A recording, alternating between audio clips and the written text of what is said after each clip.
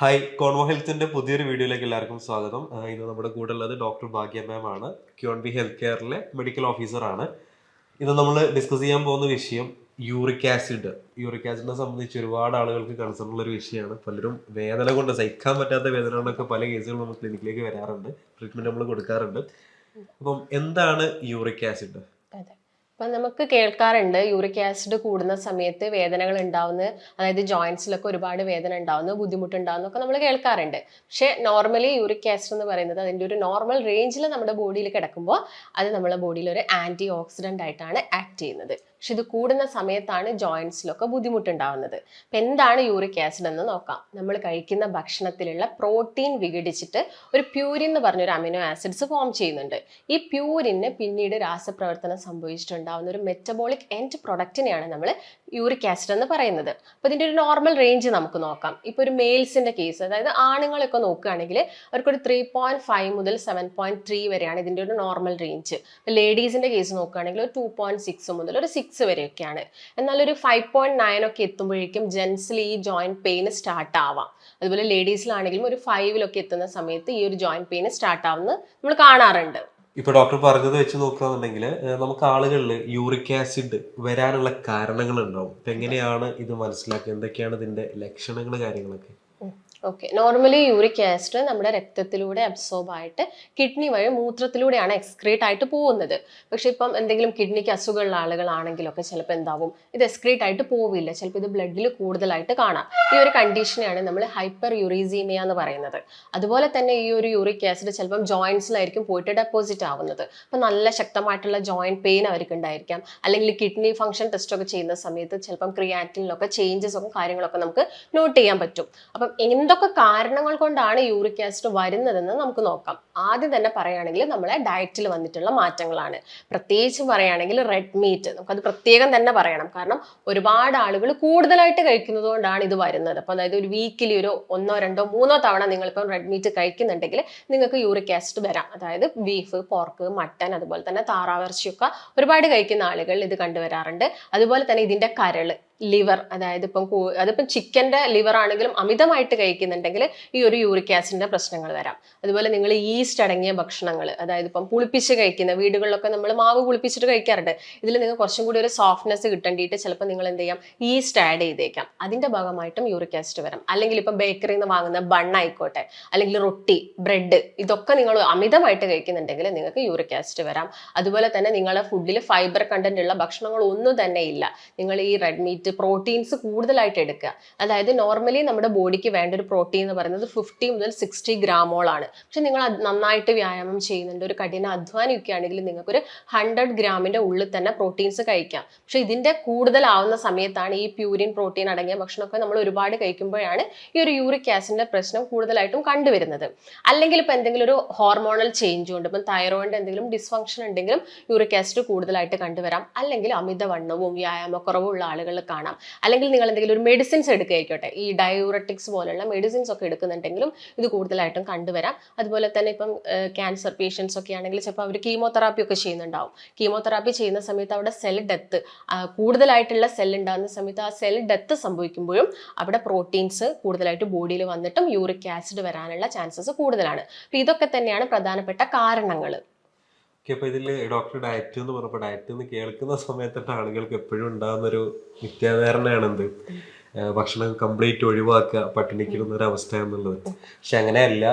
ഇപ്പൊ നമ്മുടെ ഡോക്ടറുടെ ട്രീറ്റ്മെന്റ് ആണെങ്കിൽ പോലും അതിൽ മെഡിസിൻസ് എന്നതിലുപരി, മെഡിസിൻസ് നമ്മൾ ഒരുപാട് കഴിക്കുന്നത് എന്നല്ല, അപ്പൊ അതിൽ ബാക്കി കാര്യങ്ങൾ നമുക്ക് ഭക്ഷണം നിയന്ത്രിച്ച് കഴിഞ്ഞാൽ മാത്രമേ എന്ത് ചെയ്യാൻ പറ്റുള്ളൂ, അതിൻ്റെ ഒരു പൂർണ്ണമായിട്ടുള്ളൊരു മാറ്റത്തിലേക്ക് നമുക്ക് എത്താൻ പറ്റുള്ളൂ.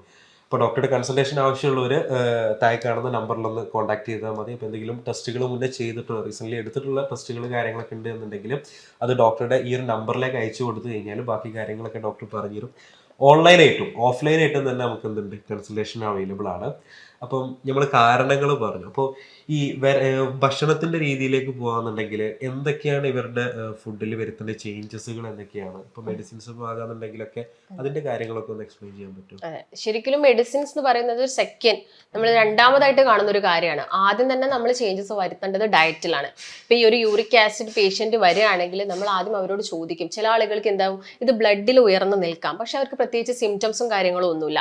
ആ ഒരു സമയത്ത് നമ്മൾ വേണ്ടാതെ അവർക്കൊരു മെഡിസിൻ കൊടുക്കേണ്ട ആവശ്യകതയില്ല. പക്ഷെ അവർക്ക് നന്നായിട്ട് വേദന ഉണ്ട്, ആ ഒരു ജോയിന്റിൽ നല്ലൊരു ഇൻഫ്ലമേഷൻ കാരണം പെയിൻ ഉണ്ട്, നീർക്കെട്ടുണ്ട്, അല്ലെങ്കിൽ റെഡ്നെസ് ഉണ്ട്, നിങ്ങൾ കൈകൊണ്ട് തൊടുന്ന സമയത്ത് അവിടെ ഒരു ടെമ്പറേച്ചർ ഒക്കെ നിങ്ങൾക്ക് ഉണ്ടെങ്കിൽ അവർക്ക് എന്തായിരിക്കും, അതൊരു ഇൻഫ്ലമേറ്ററി സ്റ്റേജിലോട്ട് വന്നു.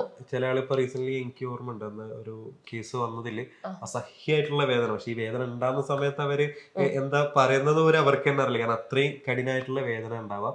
അപ്പം അവരാണെങ്കിലും നമ്മളൊരു ട്രീറ്റ്മെന്റ് എടുക്കുന്ന രൂപത്തിൽ എങ്ങനെയൊക്കെയാണ് അതിന്റെ കാര്യങ്ങള്?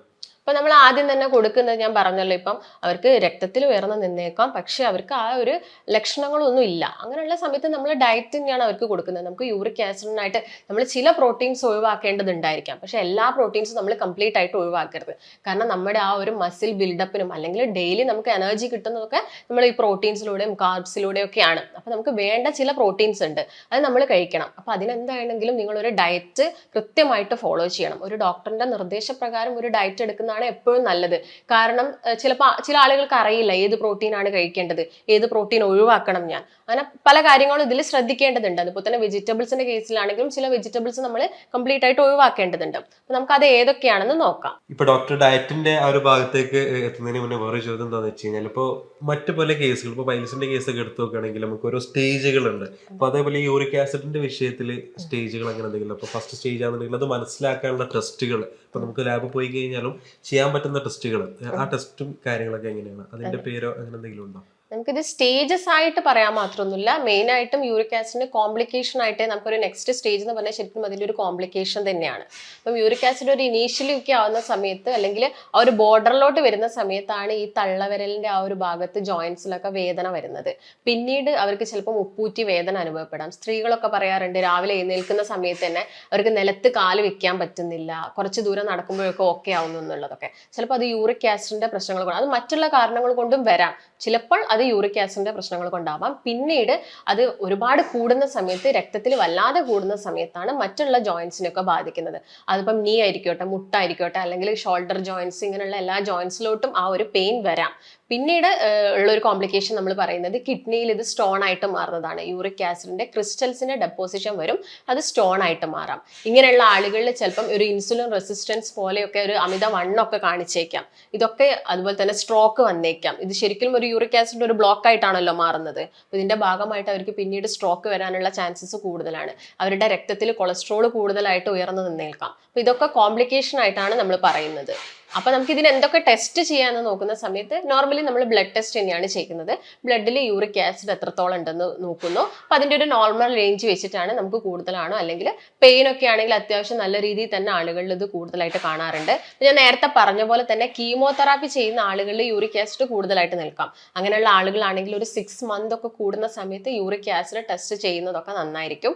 ഇപ്പൊ ഞാൻ നേരത്തെ പറഞ്ഞല്ലോ ഇത് കിഡ്നീനെ ബാധിക്കാം. അപ്പൊ നമ്മുടെ കിഡ്നി ഫംഗ്ഷൻ ടെസ്റ്റ് അവർക്ക് ചെയ്ത് നോക്കാം. അതുപോലെ തന്നെ ലിവറിന്റെ ഹെൽത്ത് ഓക്കെ ആണോ, ഈ ടോക്സിൻസ് ഒക്കെ കംപ്ലീറ്റ് ആയിട്ട് പോകുന്നുണ്ടോ എന്ന് നോക്കാൻ വേണ്ടിയിട്ട് നമുക്ക് LFTയും അതുപോലെ തന്നെ ലിപ്പിഡ് പ്രൊഫൈലും ഒക്കെ ഇതിന്റെ കൂടെ തന്നെ ചെയ്യുന്നത് എപ്പോഴും ഉത്തമമായിരിക്കും. ഈ വീഡിയോ കാണുന്ന ആളുകളാണെന്നുണ്ടെങ്കിൽ ഡോക്ടറെ പറഞ്ഞിട്ടുള്ള ടെസ്റ്റുകളൊക്കെ ചെയ്തിട്ടുണ്ടെങ്കിൽ, ഇപ്പോൾ റീസെന്റ് ഇപ്പോൾ തൊട്ടടുത്ത് എടുത്താണെന്നുണ്ടെങ്കിൽ ഒന്നും കുഴപ്പമില്ല.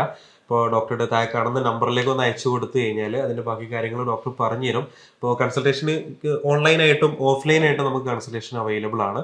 ഇപ്പോൾ ഡോക്ടർ നേരത്തെ പറഞ്ഞു വെച്ചത് ഡയറ്റിന്റെ ആ ഒരു ഭാഗത്താണ്. അപ്പോൾ ഡയറ്റിന്റെ അങ്ങോട്ടേക്ക് കാണുന്നുള്ളൂ, എന്താണ് ഫുഡിന്റെ കാര്യങ്ങളൊക്കെ? ഓക്കെ, അപ്പൊ ഞാൻ ഒഴിവാക്കേണ്ട ഭക്ഷണം എന്ന് പറയുന്നത് കാരണത്തിൽ തന്നെ ഞാൻ ഓൾറെഡി പറഞ്ഞു കഴിഞ്ഞു. നിങ്ങൾ റെഡ് മീറ്റ് ആണെങ്കിലും മിതമായ രീതിയിൽ എടുക്കുക. അതായത് നിങ്ങളിപ്പം നല്ല ഇൻഫെക്ഷൻ ഉണ്ട്, ആ നല്ലൊരു ഇൻഫ്ലമേഷൻ ഉണ്ട്, പെയിൻ ഒക്കെ നിങ്ങൾക്ക് സഹിക്കാൻ പറ്റുന്നില്ലെങ്കിൽ കംപ്ലീറ്റ് ആയിട്ട് ഒഴിവാക്കുക എന്നല്ല, ഒരു മന്ത്ലി ഒരു വൺസ് ഒരു തവണയൊക്കെ നിങ്ങൾക്ക് എന്തെടുക്കാം, റെഡ് മീറ്റ് കഴിക്കാം. അതുപോലെ തന്നെ മത്തി, അയല, ചെറു മത്സ്യങ്ങൾ, ഇതിൽ omega-3 ഫാറ്റി ആസിഡ്സ് ഒരുപാടുണ്ട്. പക്ഷെ അത് ഈ ഒരു പ്രോട്ടീൻ കൂടും, ശരീരത്തിൽ പ്യൂരിൻ പ്രോട്ടീൻസ് കൂടുതലാക്കും. അതുകൊണ്ട് തന്നെ നിങ്ങൾ അതും ഒന്ന് പതുക്കെ കുറച്ച് കുറച്ചുകൊണ്ട് വരിക. പക്ഷേ അപ്പോൾ അവർ ചോദിക്കുന്ന ഒരു ക്വസ്റ്റ്യൻ ആണ്, അപ്പോൾ നമ്മുടെ ബോഡിയിലോട്ട് omega-3 ഫാറ്റി ആസിഡ്സ് ഒന്നും വേണം. അതിന് പകരം നിങ്ങൾ വാൾനട്ട് കഴിച്ചാൽ മതി. നിങ്ങൾ ഡെയിലി ഒരു 5 വാൾനട്ട് വെള്ളത്തിലിട്ട് വെച്ചിട്ട് കഴിക്കുകയാണെങ്കിൽ ആ omega-3 ഫാറ്റി ആസിഡ്സ് നിങ്ങൾക്ക് കിട്ടും. അതുപോലെ തന്നെ പാല് കംപ്ലീറ്റ് ആയിട്ട് ഒഴിവാക്കാൻ വേണ്ടി പറയും. പക്ഷെ കംപ്ലീറ്റ് ആയിട്ട് ഒഴിവാക്കേണ്ട ആവശ്യകതയില്ല. നിങ്ങൾ ജസ്റ്റ് സ്കിംഡ് മിൽക്കായിട്ട് എടുക്കാം, അല്ലെങ്കിൽ അതിലെ പാട നീക്കിയിട്ട് നിങ്ങൾക്ക് ആ ഒരു പാല് കുടിക്കാവുന്നതാണ്. അതുപോലെ തന്നെ ഒഴിവാക്കേണ്ട ഭക്ഷണത്തിൽ ഞാൻ നേരത്തെ പറഞ്ഞ പോലെ തന്നെ ലിവറൊക്കെ കംപ്ലീറ്റ് ആയിട്ട് ഒഴിവാക്കാൻ വേണ്ടി നോക്കുക. അതുപോലെ തന്നെ ഈസ്റ്റ് ഒഴിവാക്കുക. ഈ ബ്രെഡ്, ബണ്ണ് അതിൻ്റെയൊക്കെ ഉപയോഗം മാക്സിമം കുറച്ചുകൊണ്ട് വരാൻ വേണ്ടി നോക്കുക. പിന്നെ ശ്രദ്ധിക്കേണ്ടത് എന്തൊക്കെ ഭക്ഷണങ്ങൾ കഴിക്കേണ്ട സമയത്ത് വെജിറ്റബിൾസും ഫ്രൂട്ട്സും ഒക്കെ നന്നായിട്ട് കഴിക്കുക. ഫ്രൂട്ട്സിന്റെ കേസ് നോക്കുകയാണെങ്കിൽ വൈറ്റമിൻ സി ഉള്ളത് നമുക്ക് നന്നായിട്ട് വേണം. യൂറിക് ആസിഡ് കുറയ്ക്കാൻ വേണ്ടി അത് സഹായിക്കും. പുളിയുള്ള ഫ്രൂട്ട്സ് ആണ് ഓറഞ്ച്, മുസമ്പി, അതുപോലെ തന്നെ പേരയ്ക്ക, നെല്ലിക്ക, പപ്പായ ഒക്കെ നന്നായിട്ട് പച്ച പപ്പായ കഴിക്കുകയാണെങ്കിൽ അത് കുറച്ചും കൂടി പെട്ടെന്ന് തന്നെ യൂറിക് ആസിഡ് രക്തത്തിലുള്ളത് കുറയ്ക്കാൻ വേണ്ടിയിട്ട് ഹെൽപ്പ് ചെയ്യും. ഈ ഭക്ഷണങ്ങളൊക്കെ നിങ്ങൾ കൃത്യമായിട്ട് ശ്രദ്ധിക്കുക. ഞാൻ നേരത്തെ പറഞ്ഞ പോലെ തന്നെ വെജിറ്റബിൾസിന്റെ കേസ് നോക്കുകയാണെങ്കിൽ ഇപ്പം കോളിഫ്ലവറും അതുപോലെ തന്നെ വഴുതനങ്ങയൊക്കെ അവരുടെ ഡയറ്റിൽ നിന്ന് കുറച്ച് കാലത്തേക്ക് ഒന്ന് കുറച്ചുകൊണ്ട് വരേണ്ടി വരും, അല്ലെങ്കിൽ ചിലപ്പം ഒഴിവാക്കേണ്ടി വരും. അതുപോലെ അതായത് ഈ ഡയറ്റിൽ നമുക്ക് പ്രത്യേകം ഉണ്ട്, ഒഴിവാക്കേണ്ടതും അതുപോലെ തന്നെ കഴിക്കേണ്ടതുമായിട്ടുള്ള 2 തരത്തിൽ നമുക്ക് അതിനെ ഡിവൈഡ് ചെയ്തിട്ട് വേണം ആ ഒരു പേഷ്യന്റിന് ഡയറ്റ് കൊടുക്കാൻ വേണ്ടിയിട്ട്. പക്ഷേ ഒരു ഡയറ്റ് എന്ന് പറയുമ്പോൾ തന്നെ ആളുകളായിരിക്കും ആ ഒരു ഭക്ഷണം പൂർണ്ണമായിട്ട് ഒഴിവാക്കുന്നത്. പക്ഷെ നല്ല കൊഴുപ്പ് അതേപോലെ തന്നെ നല്ല പ്രോട്ടീൻസ് അടങ്ങിയത് എന്ത് ചെയ്യാം, നമുക്ക് കൂടുതലായിട്ട് കഴിക്കാം. അപ്പോൾ ഇന്ന ഭക്ഷണം കഴിക്കുക എന്നുള്ളതല്ല, നമുക്ക് വിശപ്പ് മാറാന്നുള്ളതാണ്. അപ്പൊ ആ ഒരു രോഗം മാറുന്ന ആ ഒരു ടൈമിൽ എന്ത് ചെയ്യാം, നമ്മൾ ഇത്തരം കാര്യങ്ങളൊക്കെ ശ്രദ്ധിക്കുക. ഇനിയിപ്പോൾ നമ്മൾ അതിൻ്റെ ഒരു ട്രീറ്റ്മെന്റിന്റെ ഭാഗത്തേക്ക് പോകുകയാണെന്നുണ്ടെങ്കിൽ എങ്ങനെയാണ് ഡോക്ടർ നമുക്ക് ഇതുവരെ വന്നിട്ടുള്ള കേസുകളിലൊക്കെ കൊടുത്തിട്ടുള്ള ട്രീറ്റ്മെന്റ് എങ്ങനെയാണ് അത് രോഗം മാറിയിട്ടുള്ളത് എങ്ങനെയാണ്? ഓക്കെ, നമ്മുടെ ക്ലിനിക്കിൽ ഇപ്പം ഒരു 2 പേഷ്യൻസ് വന്നിട്ടുണ്ടായിരുന്നു. അവർ ഒരുമിച്ചായിരുന്നു വന്നിട്ടുണ്ടായിരുന്നത്. ഒരാള് എബ്രോഡ് ആയിരുന്നു, പുറത്ത് വർക്ക് ചെയ്യുന്ന ഒരാളായിരുന്നു. അപ്പം ആൾക്ക് യൂറിക് ആസിഡ് അത്യാവശ്യം നല്ല രീതിയിൽ തന്നെ കൂടുതലായിരുന്നു രക്തം ബ്ലഡ് ടെസ്റ്റ് ചെയ്ത സമയത്ത്. അപ്പം പുറത്ത് വർക്ക് ചെയ്ത സമയത്ത് ആള് പറയുന്നത് കൂടുതലായിട്ടും ആള് കുബൂസ്, ഈ ബ്രെഡ് ഇങ്ങനെയുള്ള ഭക്ഷണമൊക്കെ ആയിരുന്നു കഴിച്ചത്. എന്താണെങ്കിലും അതിൽ ഈസ്റ്റും കാര്യങ്ങളൊക്കെ ഉണ്ടായിരിക്കും. പിന്നെ പ്രോട്ടീനും, അതായത് ശരീരത്തിന് വേണ്ടതിലും കൂടുതലായിട്ട് ആള് പ്രോട്ടീനും കഴിച്ചിട്ടുണ്ടായിരുന്നു. അത്യാവശ്യം നല്ല രീതിയിൽ ആൾക്ക് ഇൻഫ്ലമേഷൻസും കാര്യങ്ങളും ഉണ്ട്, പെയിനും ജോയിന്റിന് പെയിനും ആ റെഡ്നെസ് ഒക്കെ നമുക്ക് കാണാമായിരുന്നു. അപ്പൊ ആ ഒരു കേസിലാണെങ്കിൽ നമുക്ക് എന്താണെങ്കിലും സ്ട്രിക്റ്റ് ആയിട്ട് ആ ഡയറ്റ് അവർ ഫോളോ ചെയ്തിരിക്കണം. അതിന്റെ കൂടെ തന്നെ നമുക്ക് മെഡിക്കേഷൻസും കൊടുക്കേണ്ടി വന്നു ആ ഒരു കേസിൽ. കാരണം അവർക്ക് അസഹനീയമായ ഒരു കഠിനമായിട്ടുള്ള പെയിൻ ഉണ്ടായിരുന്നു, ഒന്നും ചെയ്യാൻ പറ്റുന്നില്ല. കാല ഒരു ഫ്ലോറിൽ വെക്കുമ്പോൾ തന്നെ അവർക്ക് ഒരു ബുദ്ധിമുട്ടുള്ളത് കൊണ്ട് തന്നെ നമ്മൾ മെഡിക്കേഷൻസും കൊടുത്തു. പക്ഷെ കൂടെ വന്ന ആളായിരുന്നെങ്കിൽ അവർക്ക് രക്തത്തിൽ കൂടുതലാണ്, പക്ഷെ യാതൊരു തരത്തിലുള്ള സിംറ്റംസും ഇല്ല. ഇടയ്ക്കൊക്കെ ചെറിയ രീതിയിലുള്ള ഒരു ജോയിന്റ് പെയിനോ ഒരു ഉപ്പൂറ്റി വേദന അല്ലെങ്കിൽ ആ തള്ളവിരലിന്റെ ഭാഗത്ത് ഒരു വേദനയുള്ളൂ. അപ്പൊ ആൾക്ക് നമ്മൾ കംപ്ലീറ്റ് ആയിട്ട് ഡയറ്റ് മാത്രമേ കൊടുത്തിട്ടുള്ളൂ. നമുക്ക് മെഡിക്കേഷൻസ് കൊടുക്കേണ്ട ഒരു ആവശ്യകത വന്നിട്ടില്ല. അതുകൊണ്ട് തന്നെ 2 പേരിലും നല്ലൊരു വ്യത്യാസം നമുക്ക് കാണാൻ പറ്റി. ഇപ്പൊ നമ്മൾ മെഡിക്കേഷൻസ് കൊടുക്കേണ്ട കേസുകളുണ്ട്, അതേപോലെ തന്നെ ഡയറ്റും മെഡിക്കേഷൻസ് രണ്ടും കൊടുക്കേണ്ട കേസുകളുണ്ട്. അപ്പൊ ഡയറ്റ് കൊടുക്കുകയാണെന്നുണ്ടെങ്കിൽ ഇപ്പോൾ ജസ്റ്റ് അവർക്ക് ആ ഒരു ചാർട്ട് കാര്യങ്ങളൊക്കെ കൊടുത്തിട്ട് ഇന്നത് ഒഴിവാക്കും ഇന്നത് കഴിക്കുമെന്ന് പറയുകയാണോ, അല്ലെങ്കിൽ എങ്ങനെയാണ് ആ ഒരു ഡയറ്റിന്റെ മെത്തേഡ് എങ്ങനെയാണ്? അതെ, നമ്മുടെ ക്ലിനിക്കിലാണെങ്കിൽ നമ്മൾ കൊടുക്കുന്ന ഡയറ്റ് എന്ന് പറയുന്നത് കൂടെ എന്തായാലും ഒരു ഡയറ്റീഷ്യൻ ഉണ്ടാവും. ജസ്റ്റ് അവർക്ക് ആ ചാർട്ട് കൊടുത്തതിന് ശേഷം ഈ ഡയറ്റീഷ്യൻസ് എല്ലാ ദിവസങ്ങളും കാര്യങ്ങൾ അപ്ഡേറ്റ് ചെയ്യും. അവരിത് കഴിക്കുന്നുണ്ടോ, എത്ര ക്വാണ്ടിറ്റി ആണ് കഴിക്കുന്നത്, ഇതിന് വേണ്ടി ഒരു എക്സസൈസ് അവർ എന്താണെങ്കിലും ചെയ്യണം. ചിലപ്പോൾ അമിതവണ്ണുള്ള ആളുകളായിരിക്കാം, അപ്പൊ അവർക്ക് ഈ ഒരു കംപ്ലയിൻസ് കൂടാനുള്ള ചാൻസ് കൂടുതലാണ്. അപ്പൊ അതിന്റെ ഭാഗമായിട്ട് നമ്മളൊരു എക്സസൈസും അവരെ കൊണ്ട് ചെയ്യിപ്പിക്കുന്നുണ്ട്. കൂടെ തന്നെ നിന്ന് ഒരു 1 മന്ത് ഡയറ്റ് അവരെ കൊണ്ട് നമ്മൾ എടുപ്പിക്കുകയാണ് ശരിക്കും ചെയ്യുന്നത്. അതെ, പേഴ്സണൽ ട്രെയിനറെ പോലെ തന്നെ നമ്മൾ കൊടുക്കുന്നുണ്ട്. ഡയറ്റിൽ തന്നെ നമുക്ക് ഒബിസിറ്റി, അതായത് വെയിറ്റ് നമുക്ക് ലോസ് ചെയ്യാൻ പറ്റുന്നില്ല. വെയിറ്റ് കൂടുതലുള്ള ആളാണെന്നുണ്ടെങ്കിൽ എനിക്ക് തോന്നുന്നു അങ്ങനെ പേഴ്സണൽ ട്രെയിനർ വെച്ച് ചെയ്യുമ്പോൾ ഒരു ഗുണം എന്താന്ന് വെച്ചാല് നമ്മൾ ജസ്റ്റ് ഒരാൾക്ക് ചാർട്ട് കൊടുക്കുന്ന സമയത്ത് ഭക്ഷണത്തിന്റെ കാര്യം 1-2 ദിവസം അല്ലെങ്കിൽ 3 ദിവസം കറക്റ്റ് പ്രോപ്പറായിട്ട് ചെയ്ത് പിന്നെ അത് ബ്രേക്ക് ചെയ്യുന്ന ഒരു അവസ്ഥ ആളുകൾ സാധാരണ കണ്ടുവരാറുണ്ട്.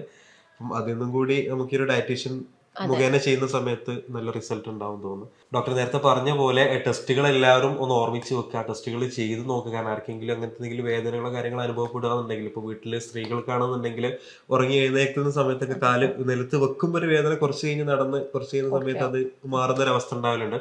അപ്പൊ അങ്ങനത്തെ കേസുകളൊക്കെ ആണെങ്കിൽ ചിലപ്പം യൂറിക് ആസിഡ് കൊണ്ടാവും അല്ലെങ്കിൽ വേറെ എന്തെങ്കിലും കാരണങ്ങളുണ്ടാവും. അപ്പോൾ ടെസ്റ്റുകൾ ചെയ്തിട്ട് എന്ത് ചെയ്യുക, അതിന്റെ റിസൾട്ടുകളോ കാര്യങ്ങളോ കയ്യിലുണ്ട് എന്നുണ്ടെങ്കിൽ താഴെ കാണുന്ന നമ്പറിൽ അയച്ചാൽ മതി.